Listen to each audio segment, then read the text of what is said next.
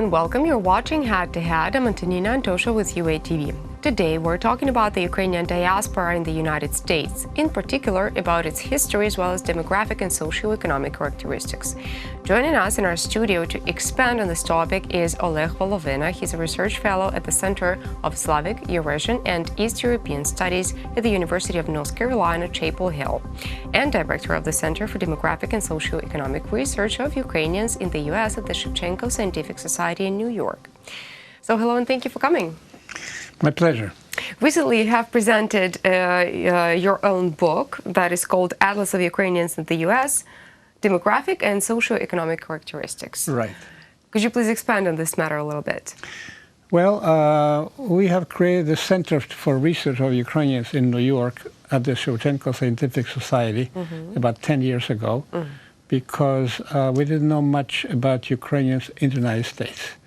So we collected a lot of official data, census data, immigration, made a big database that allows us to study the whole community, especially the new immigration from Ukraine, which was quite numerous.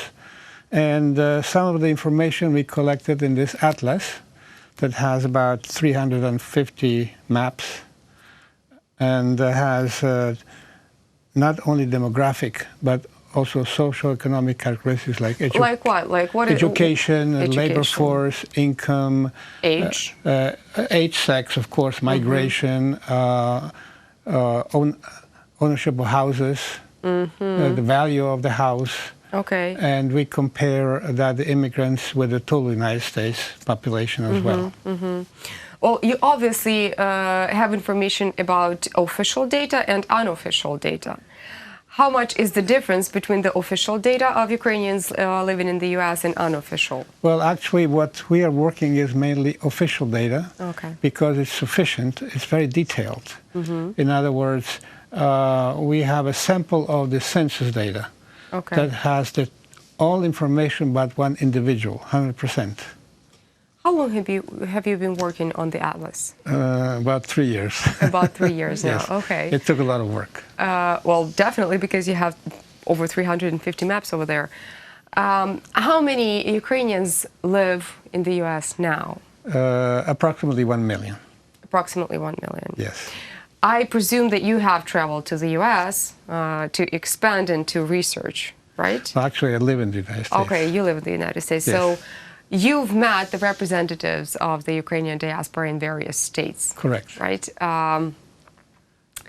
Is there any difference? Tremendous difference. Do you have any personal stories you could share? I can tell you that, you see, the new immigration from Ukraine made a tremendous difference in the situation because this is an economic migration compared to the previous political so-called third wave after Second World War. So they tend to settle not where the large communities are, but to places where there are no Ukrainians because there's work. So we have a small town called Asheville in North Carolina.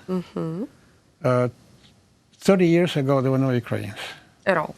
Zero. Okay. Today, and now? Today we have more than 2,000. The whole community just appeared all of a sudden. And in other areas, maybe you had 200 or 500, now you have 5,000. Wow. And most of them are new immigrants from Ukraine. They settled. So it's creating new communities that are with their own characteristics compared to the older communities that have generations that go back 2, 3 generations back, mostly U.S. born. While these are people that just recent immigrants, well, some have been here for 20 years and some arrived 2 years ago. And it's a different environment, different culture, very vibrant. Okay, you've mentioned the migration waves. If I'm not mistaken, there are 4 of them, right? Yes. Mentioned in your atlas. Let's talk about each and every one of them specifically. Let's start with the first one. The first one started at the turn of the 19th century, 1890 or so. It was mainly from Western Ukraine and the mountain area, Zakarpattia.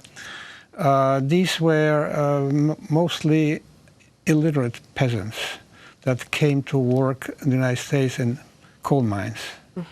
The coal mine companies sent agents to Eastern Europe to recruit workers to come to the United States.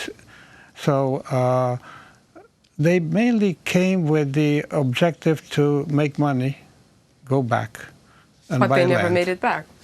They never made it back because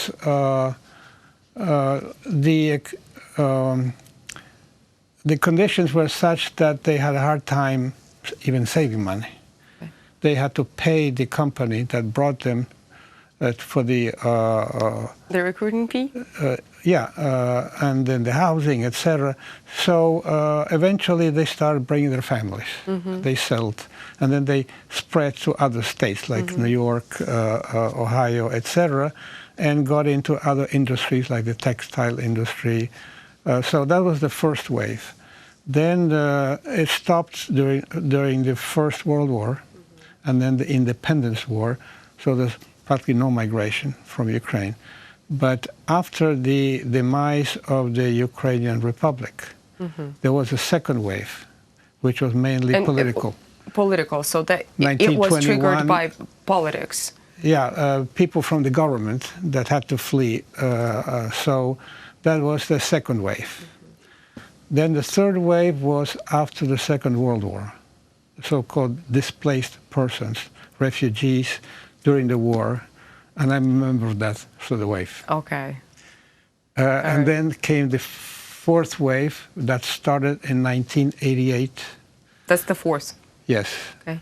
And it brought more than 250,000 people, legal migrants. We don't know how many illegal there are.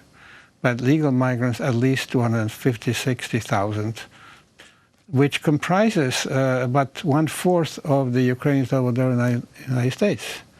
So it has a tremendous impact on the whole community in many, many areas.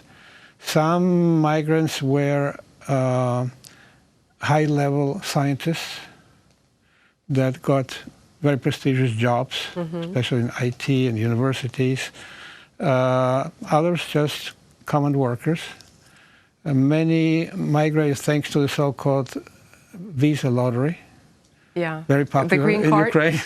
Really? Oh, yes, very popular. I didn't know that. You find a lot of people. How did you come? I got the visa lottery.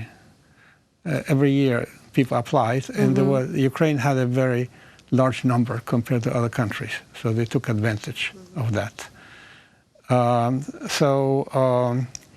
You have this mixture of these different waves with different kinds of people, different kinds of objectives. And in some communities, they managed to integrate very well. In others, there were some problems. The main problem was the language, because many people from Ukraine speak Russian. And most Ukrainians in the United States don't understand Russian. I don't understand Russian. At all? At all. It's a different language. You, as a part of the third wave of the migration from Ukraine to the United States, what was the difficulty, the hardest difficulty you had to experience, you personally? Well, first we came to Argentina. Okay. And the big problem is the language. Didn't know any Spanish. You go to a store to buy something. And you can't. Can't. You can't explain. So it took a little bit of time to get used to that. And then, like all migrants, you start from the bottom. You start with the kind of so-called manual labor, and then slowly you build up your income, and then you move to a better place, and eventually buy your house. But one big difference between the third wave and the fourth wave is that the fourth wave, it's better educated, and economically they have done better than the third wave. In other words, they took them faster to buy a house, for example. And we have the data for that. Do you keep in touch with other members of the migrating waves? Well, yes, I have many friends. What do you usually do? Do you mutually organize events to promote Ukraine abroad? Oh, absolutely. Sure. The Ukrainian community is very active in different areas. In the academic area, we have the Harvard Ukrainian Research Institute that has been functioning for, I think, 30, 40 years.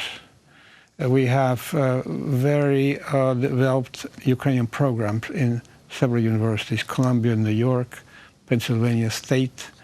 In my university, there's no Ukrainian program, but they're very interested in build Ukrainian topic in the curriculum. And last year, we had the first course of Ukrainian history in the history of the university. And we had another... Were you teaching? No. Okay. This is a fascinating story. Because they asked me to try to find somebody to teach. I'm not a historian, I'm a demographer, sociologist. So I was in Kyiv and I spread the word. And one historian from the Institute of History applied for the Fulbright grant, and he got it. He was supposed to teach the course. But for some reason, he did not arrive on time, and the semester was starting. Now, there was an American student that just defended his thesis on Dontsov, the ideologies of the Ukrainian nationalist movement. 100% American. So they told him, you teach the course. And he taught the course. I bet he succeeded. And he did excellent.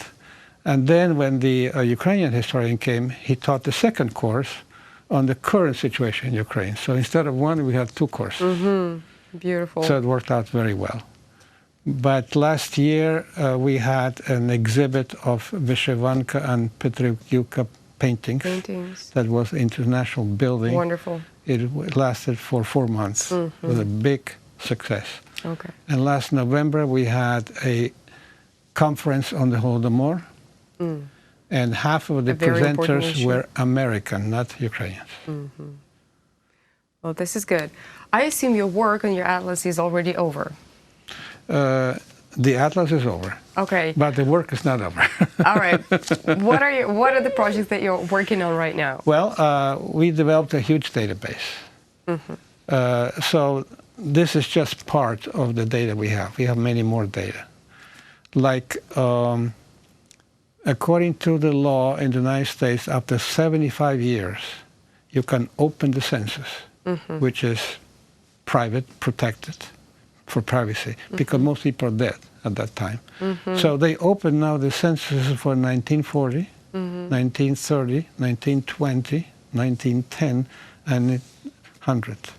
So we are downloading these census and extracting data on migrants that came from Ukraine. And this gives us the opportunity to study in detail the first wave of immigration, which we didn't know much about.